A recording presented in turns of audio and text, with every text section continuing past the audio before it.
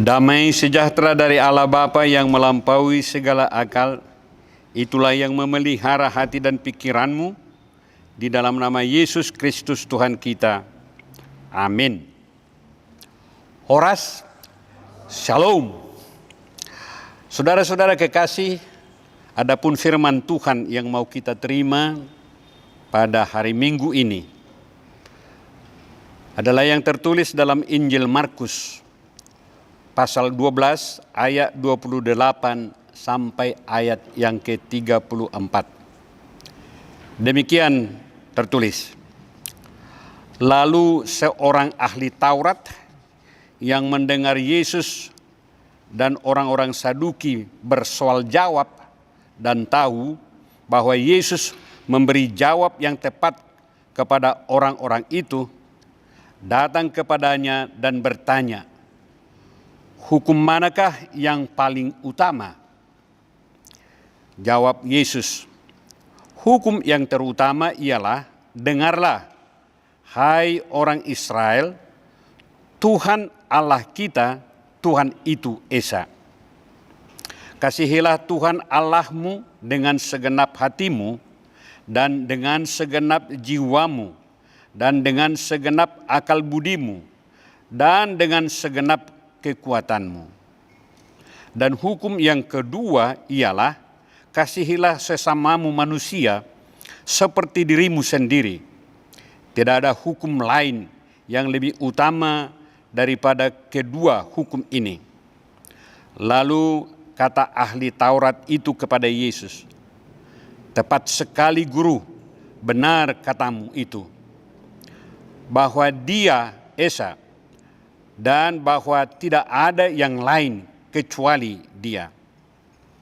Memang mengasihi Dia dengan segenap hati dan dengan segenap pengertian dan dengan segenap kekuatan, dan juga mengasihi sesama manusia seperti diri sendiri adalah jauh lebih utama daripada semua korban bakaran dan korban sembelihan." Yesus melihat bagaimana bijaksananya jawab orang itu, dan ia berkata kepadanya, "Engkau tidak jauh dari kerajaan Allah." Dan seorang pun tidak berani lagi menanyakan sesuatu kepada Yesus. Sampai sedemikian jauh firman Tuhan, saudara-saudara. Saudara-saudaraku yang kekasih, firman Tuhan hari ini mengajar dan menasihati kita agar kita hidup dalam kasih. Dan inilah yang menjadi topik minggu kita pada hari ini, yang dikatakan mengasihi Tuhan dan sesama manusia. Tentu saja saudara-saudara, agar kita hidup dalam kasih dan mengasihi Allah dengan segenap jiwa kita dan mengasihi sesama, apabila kita memahami dengan benar dan melakukan dengan benar akan kasih itu. Itu kuncinya, saudara-saudara. Jika kita mau mengasihi Tuhan Allah dan sesama kita, yang pertama harus kita sadari dan harus kita pahami lebih dahulu, yaitu apa itu kasih. Karena itu perlu ada pertanyaan di dalam hati kita sebenarnya, apa itu kasih? Umumnya saudara-saudara, bahwa kita jadikan bahwa pemahaman tentang kasih itu adalah yang tertulis dalam 1 Korintus 13 ayat 4 sampai 6 itu, yang mengatakan kasih itu sabar, kasih itu murah hati, kasih itu tidak cemburu, kasih itu tidak memegahkan diri dan tidak sombong, kasih itu tidak melakukan yang tidak sopan dan tidak mencari keuntungan diri sendiri. Kita lihat saudara, inilah yang sering kita perbuat menjadi dasar pengertian kita tentang kasih. Tetapi yang kita lihat kalau kita dalami secara seksama saudara-saudara, bahwa apa yang disampaikan oleh Paulus dalam suratnya kepada jemaat di Korintus itu adalah sifat dari kasih itu sendiri. sifat dari kasih itu. Di sana dikatakan sabar, murah hati, tidak sombong, sopan, tidak egois, pengampun, dan yang lain-lain. Inilah yang kita lihat saudara-saudara. Apa yang dinyatakan oleh Paulus dalam 1 Korintus itu, kalau kita dalami, hanya sampai kepada sifat kasih itu. Oleh karena itu saudara-saudara, jika kita mau melihat dengan benar kasih itu, harus kita lihat juga dari penjelasan dari Yohanes dalam suratnya yang menegaskan bahwa kasih itu adalah Allah sendiri. Hal ini sangat jelas dari pernyataan Yohanes yang mengatakan, barang siapa tidak mengasihi, ia tidak mengenal Allah. Sebab Allah adalah kasih. Kita telah mengenal dan telah percaya akan kasih Allah kepada kita. Allah adalah kasih. Dan barang siapa tetap berada dalam kasih, ia tetap berada di dalam Allah dan Allah ada di dalam dia. Bisa kita baca dari 1 Yohanes 4 ayat 8 sampai ayat 16. Karena itu saudara-saudara, jika kita berbicara tentang kasih, dan jika kita mau membahas tentang kasih, maka kita tidak dapat pisahkan dari hakikat atau diri Allah. Sifat kasih itu adalah sifat Allah sendiri.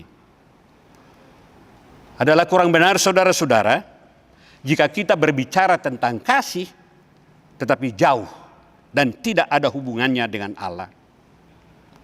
Dan jika kita berbicara, tetapi tidak ada hubungannya dengan Allah, boleh jadi yang kita bicarakan hanyalah untuk membahas dan memberitahukan apa yang kita perbuat. Oleh karena itu saudara-saudara, firman Tuhan hari ini sangat menasihati kita untuk memahami dengan benar tentang kasih itu. Karena itu saudara-saudara, mengapa kita penting memahami dengan benar akan kasih itu? Karena dengan pemahaman yang benar tentang kasih akan menolong kita. Yang pertama, bahwa kasih itu adalah menunjukkan nilai, harga diri, dan kualitas kemanusiaan kita.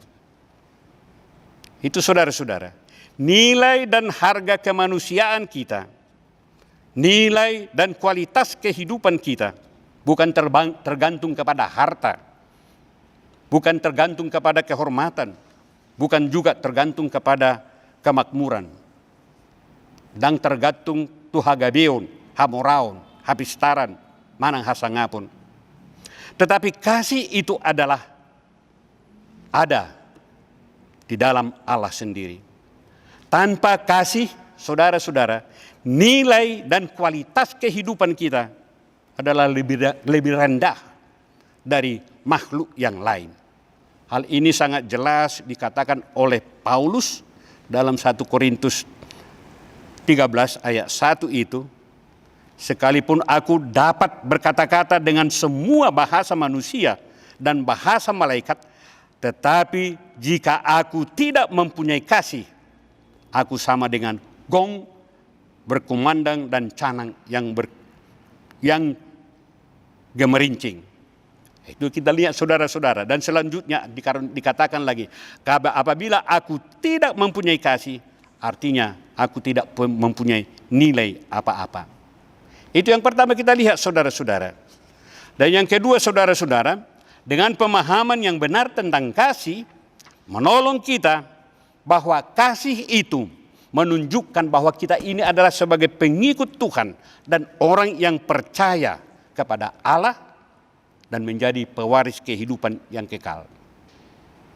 Jika kasih itu ada dalam diri kita, maka kita meneladani kehidupan daripada Tuhan Yesus, dan kita benar-benar sebagai pengikut dan orang yang percaya kepada Tuhan.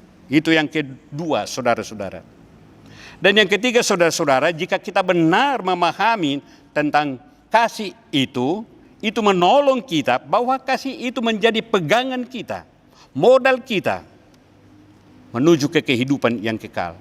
Paulus mengatakan dalam 1 Korintus 13 itu ayat 13, demikianlah tinggal ketiga hal ini, yaitu iman, pengharapan, dan kasih. Dan kasih yang paling besar di antara